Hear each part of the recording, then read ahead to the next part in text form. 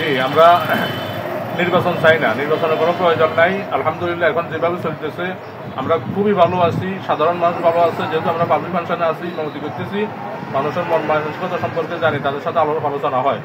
প্রত্যেকের কথা হলো এখন দেশ যে সুন্দরভাবে চলতেছে, দেশ যেভাবে আগাইতেছে, এটাই আমাদের প্রয়োজন। বিগত 17-18 বছর আমরা নির্বাচন ভোট দিতে পারি না, কি হয়েছে? কোনো সমস্যা হয় না তো, কোনো অসুবিধা আমাদের হয় না তো। নির্বাচন দেওয়ার পরে সার্টিফিকেট দিয়ে দিলাম, এরাও যাই দুর্নীতি করবো, মন্ত্রী এমপিরা যাই দুর্নীতি করবো, ডাকাতি করবো, এটা ছাড়া তো আর কোনো কাজ নাই।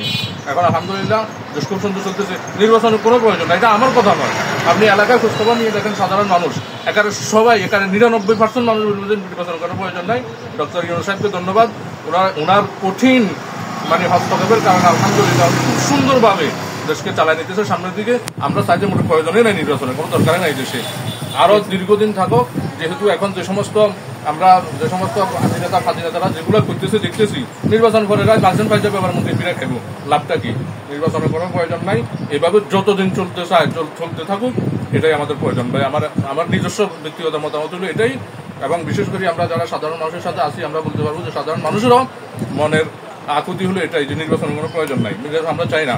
5 বছর আরো বেশ কিছুদিন থাকা, তার ফেজ আছে, তার আছে, মেরিট আছে, এই ধরনের অনেক কিছু আছে, তার ক্ষমতা আছে। আমি দেখতে চাই, জানতে চাই, এটা থাকুক। আমি সাধারণ মানুষ হিসাবে সেটা বিশ্বাস করি। দেশকে অর্থনৈতিকভাবে এগিয়ে নিতে সরকারকে আরও 2-3 বছর আমাদের রাখা দরকার।